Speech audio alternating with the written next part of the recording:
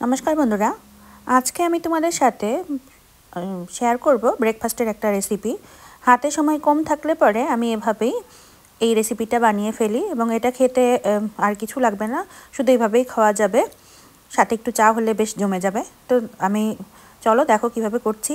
নিয়ে নিয়েছি 1 কাপ আটা আর নিয়ে নিয়েছি 2 চামচের মতো চিনি। চাইলে একটু বেশিও দিতে পারো, যদি একটু বেশি মিষ্টি খাও তাহলে দিতে পারো বেশি। আমি এতটুকু পরিমাণ খাই তাই এতটুকু দিয়েছি।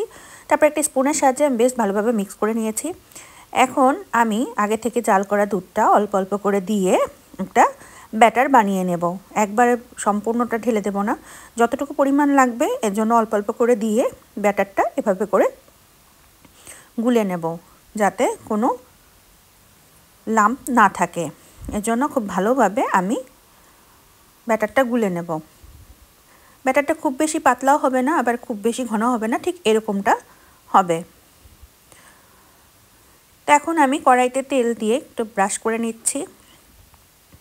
ব্রাশ করে নেওয়ার পরে এখন আমি এর ভিতরে ব্যাটারের গুলাটা দিয়ে দিচ্ছি। দিয়ে চারপাশে আমি এটাকে ছড়িয়ে দিচ্ছি। একটু পাতলা করে নেব, এটা বেশি মোটা করলে খেতে ভালো লাগে না, একটু পাতলা পাতলা হলে বেশ ভালো লাগে। এটা সকালবেলা ঘুম থেকে উঠতে দেরি হয়ে গেলে এভাবেই আমি চটজলদি এই নাস্তাটা বানিয়ে নিই। এক পিঠ হয়ে গেলে পরে আমি আর এক পিঠের জন্য উল্টে দিলাম।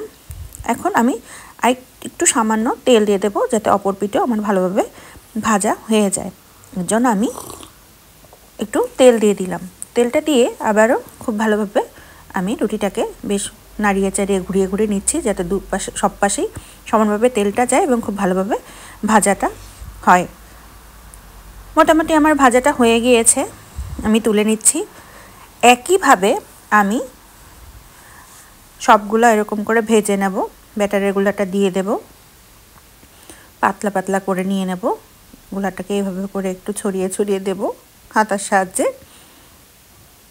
ছড়িয়ে দিয়ে এক পাট হয়ে গেলে পরে আবারও উল্টে দেব আর একবার, যাতে হয়। একই রকমভাবে একটু তেল দিয়ে দেব। তেল দিয়ে দিলে ভাজাটা খুব ভালো হয় এবং মচমচা হয় খেতে। তো এর জন্য তেলটা দিয়ে দেব। তেলটা দিয়ে আবারও আমি রুটিগুলোকে ঘুরিয়ে ঘুরিয়ে ভেজে নেব। এভাবে করে দু পিঠটা খুব ভালোভাবে ভাজা হয়ে গেলে আমি তুলে নেব। তো এটা কিন্তু জলখাবারে খুব তাড়াতাড়ি তৈরি করে নেওয়া যায়। তো আমার ভিডিওগুলো যদি তোমাদের ভালো লেগে থাকে, অনুরোধ রইল আমার চ্যানেলটা সাবস্ক্রাইব করে আমার পাশেই থাকার জন্য। তো আজকের মতো এখানেই শেষ করছি, পরবর্তীতে দেখা হবে নতুন কোনো রেসিপি নিয়ে।